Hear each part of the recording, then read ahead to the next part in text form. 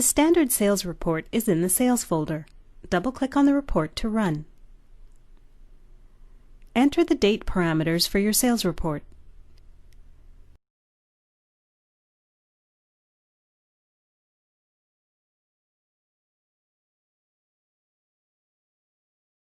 The sales information is now being pulled directly from the Peachtree accounting database.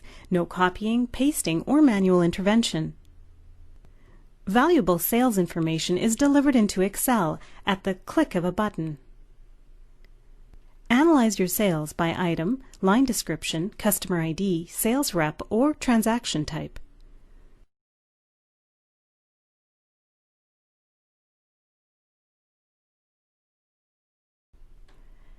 Sales information can be viewed at either a high or low level of detail, depending on your specific reporting requirements.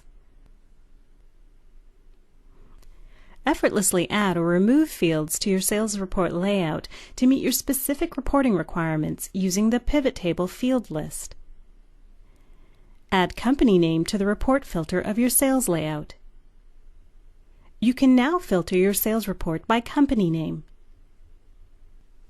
Peachtree Business Intelligence allows for accurate, easy, flexible, and up-to-the-minute reporting.